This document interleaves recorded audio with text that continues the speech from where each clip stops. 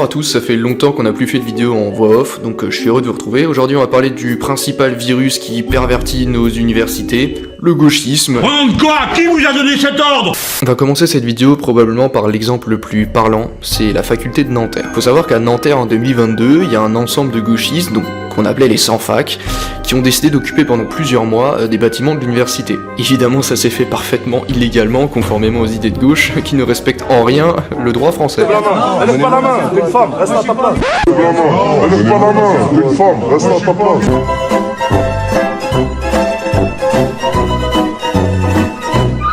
Donc en gros, pour que vous vous rendiez compte, c'est des gens qui mettent des banderoles aux fenêtres, qui n'en ont strictement rien à foutre, qui vont vivre là-bas, donc qui vont se nourrir là-bas, qui vont dormir là-bas pendant des mois, sans que l'université ne réussisse à résoudre la situation. Et d'ailleurs, comme vous pouvez le voir sur cette vidéo, le personnel de l'université se fait maltraiter. Cassez-vous, cassez-vous, cassez-vous, cassez-vous, cassez-vous, cassez-vous. C'est-à-dire que les vigiles, ils arrivent pas à se faire respecter, il y a des dizaines d'étudiants autour d'eux, ils sont 5 les pauvres, ils doivent se débrouiller pour empêcher que d'autres bâtiments se fassent occuper. C'est vraiment les étudiants qui font la loi. Donc avec ça, vous pouvez un peu comprendre comment est-ce qu'ils infiltrent les bâtiments et comment est-ce qu'ils y restent.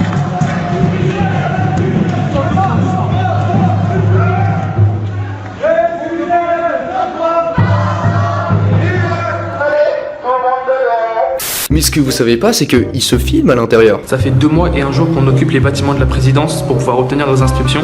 Et pendant ces 2 mois, la présidence elle a fait tout un tas d'actions pour essayer de nous faire partir de l'occupation, notamment l'intervention répétée de vigiles. Bah ouais, logique.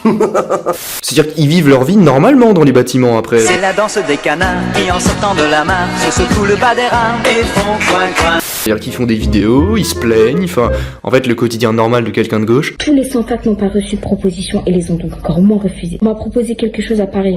Qu'est-ce qu'il faut ce camp? Qu'est-ce qu'il te faut là-bas? Viens là, nom de Dieu! Une licence que je voulais, donc une première année en droit.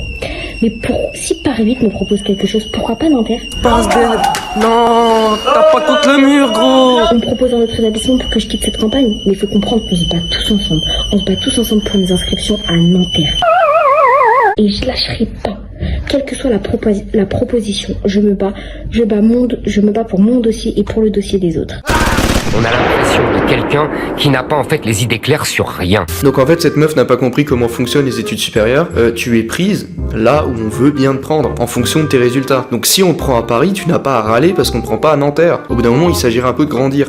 Ou d'arrêter d'être complètement con. Même si je sais que pour la gauche, c'est très difficile déjà. Donc c'est soutenu par l'extrême gauche à travers l'UNEF, mais aussi à travers la porte-parole de Philippe Poutou, donc du NPA, qui est carrément venu les soutenir. Pour le NPA, non, bah écoutez, je pense que tous nos applaudissements sont largement partagés, les principaux vous revenant. Comment ça s'est fini? Absolument lamentablement. Les gauchistes ont décidé de quitter la fac, d'arrêter de bloquer. Voilà. C'est nul! Donc ça c'était vraiment juste le premier exemple, la première mise en bouche et pas des moindres pour vous montrer à quel point ce sont bien les associations étudiantes de gauche qui font la loi dans les universités françaises. Maintenant il est temps de vous donner des exemples un peu plus violents pour que vous compreniez à quel point c'est un problème. C'est-à-dire que c'est pas seulement une divergence d'opinion. Ces gens n'ont rien à faire dans des universités, leur place est littéralement en prison. Ce que vous voyez actuellement c'est l'agression d'un militant de l'UNI. Donc UNI, c'est une association étudiante de droite pour le coup, qui se fait littéralement lyncher par des défenseurs de la liberté. Oui, parce que on pourrait se méprendre, les défenseurs de la liberté c'est eux, hein. Et ça, c'est censé être le méchant facho, je ne sais quoi, qui donc vraisemblablement mérite de se faire lyncher sans aucune raison à part entière, ce qui sera d'ailleurs soutenu par le député de la France Insoumise, Antoine Léaumont. C'est bizarre, oh là là. Voilà, donc ces gens défendent nos facs du fascisme, heureusement qu'ils sont là pour tabasser tous ceux qui ne pensent pas comme eux, parce que sinon qu'est-ce qu'on ferait? Mais ça n'arrive pas qu'à Lyon, c'est aussi arrivé à Grenoble où des antifas se sont fait condamner à des travaux d'intérêt général pour avoir agressé des militants de droite, parce que les antifas ne tolèrent pas les opinions adverses. Non, parce que c'est des antifascistes, donc comprenez, ils se battent contre le fascisme de ceux qui veulent juste s'exprimer. Oui, parce que c'est quand même des enculés de vouloir s'exprimer, quoi. Mais ça se limite pas à ça, parce qu'ils empêchent aussi les réunions organisées par l'UNI, donc les étudiants de droite, parce qu'ils n'ont évidemment pas le droit de s'exprimer.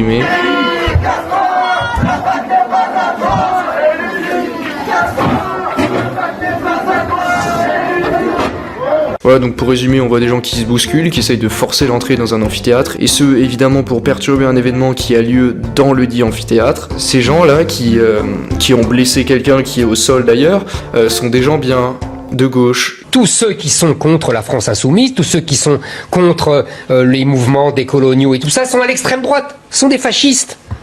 Tout le monde est fasciste. Donc vous avez un peu une idée d'à quel point ces gens sont violents et n'ont rien à faire dans les universités de France. Ces gens tabassent tout ce qui n'est pas d'accord avec eux, c'est par définition du totalitarisme, ils agressent, ils frappent, ils insultent, ils ostracisent, ils vous filment pour vous mettre sur les réseaux sociaux et vous humilier, et en définitive, tous les gens qui ne pensent pas comme eux ont peur de s'exprimer. Il faut avoir un courage monstre pour oser s'exprimer face à des gens comme ça. Et quand bien même vous auriez le courage d'exprimer votre opinion, vous allez vous faire agresser.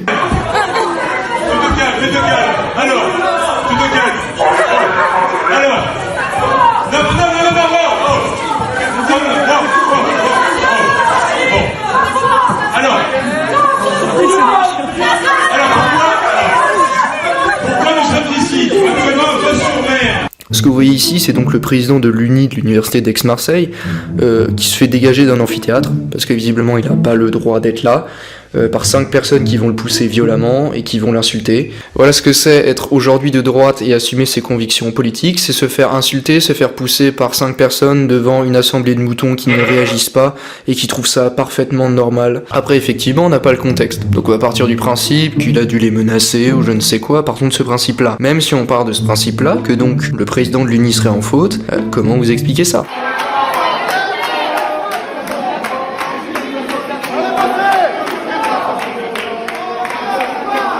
Ce sont des gens qui se baladent dans l'université avec des drapeaux, avec des slogans politiques, donc est-ce que ces images sont réellement compatibles avec la neutralité qu'on exige au sein d'universités ? Non. De retour à Nanterre, qui doit être un peu le fer de lance de ce gauchisme universitaire, puisqu'encore une fois des gens de gauche vont venir gentiment empêcher l'UNI de s'exprimer dans des circonstances encadrées au sein d'un amphithéâtre. Donc la personne que vous entendez au mégaphone est de gauche, et celle que vous entendez au micro est de droite.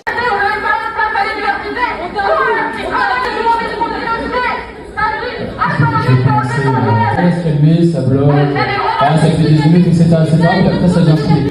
En tout cas, nous on est l'UNI, effectivement on est droite, on est ouvertement droite, on dit, ça c'est pas quelque chose duquel on se cache. Et comme d'habitude, les grands défenseurs des libertés individuelles vont empêcher ceux qui ne pensent pas comme eux de s'exprimer, en les empêchant de parler, en hurlant dans un amphithéâtre. T'aimes pas les babous ? Tu as de quoi ? Grosse droite à qui ? Babou ? Ah ouais. Okay. Film. Bouffon là. Bouffon là. Heureusement, hein. Souris comme ça, on dirait les racistes. La personne que vous venez d'entendre parler, c'est Victor Mendez, qui est le président de l'UNEF à Nanterre. Donc ce mec est censé être de gauche, et dans le même temps, il va tenir des propos comme ça. Il est antifasciste, donc c'est quelqu'un de bien, mais qui par contre met des droites au babtou.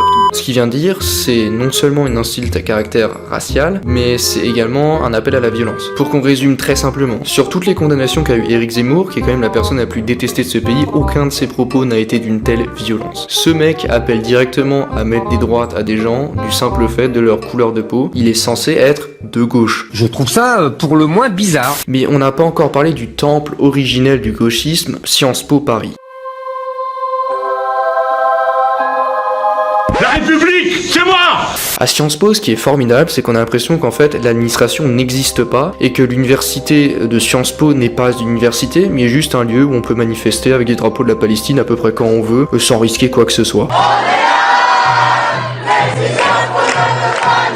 Est-ce que là, vous avez vraiment l'impression que ça renvoie à une image neutre de Sciences Po, qui n'est pas capable de maintenir la neutralité au sein même de ces bâtiments ? Il y a aussi autre chose qu'on peut noter. On avait déjà parlé de l'université aux États-Unis d'Evergreen, où une minorité de gauchistes faisait chier 70% de la population étudiante qui était obligée de se soumettre à leur idéologie par peur de se faire ostraciser ou agresser. C'est exactement la même chose sur ces images. Vous avez une minorité de gens qui hurlent des slogans pro-Palestine en tournant autour d'un banc. Voilà, bon, chacun sa manière de manifester, et d'autres personnes, ce qu'on peut qualifier de meubles, qui vont juste regarder la scène ou l'esquiver du regard pour faire comme s'ils n'étaient pas concernés. On me voit, on ne boit plus. Mais ça, vous me direz, ce sont les exemples les plus expressifs, les plus parlants. Mais ça se limite pas à ça. Le gauchisme, il se manifeste aussi par des formes plus passives. Le meilleur exemple que je peux vous donner, c'est l'université de Strasbourg. C'est une université dans laquelle il n'y a pas tellement de manifestations pro-Palestine à l'intérieur de l'université, ou du moins ça reste assez limité, même si de plus en plus l'extrémisme de gauche se propage. Par exemple, vous avez ici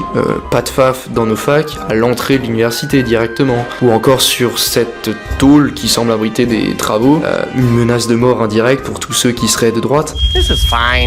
Pour conclure, on peut faire un parallèle avec tous ces discours politiques qui ont lieu en ce moment dans l'Université de France. Vous avez les députés de la France Insoumise qui font le tour de France pour propager leurs idées, et tout ça sans grosse perturbation, puisque même lorsque des étudiants de droite viennent assister à un meeting de Boyard, étrangement, ils ne le perturbent pas. Par contre, ils se font insulter. Ils se font bien insulter et on appelle ni plus ni moins à les harceler. Il paraît qu'il y a des militants d'extrême droite dans la salle. Je sais où vous êtes. 2 conseils à vous donner. Premièrement, quand vous les voyez, foutez-vous de leur gueule. Mais enfin, ça va pas! Mais ils restent calmes. Ils perturbent pas les meetings parce que vraisemblablement, ils ont eu une éducation que les gens de gauche n'ont pas eu. Sur ce, merci de m'avoir écouté. S'il vous plaît, votez correctement parce qu'on n'a plus de temps à perdre. En fait, nos universités sont vraiment en train de devenir des enclaves pro-Hamas. Par pitié, votez correctement. Arrêtez de voter pour l'UNEF. Si vous ne savez pas pour qui voter, ne votez pas. Ce sera très simple. Sur ces mots, portez-vous bien, votez correctement et surtout, vive la France.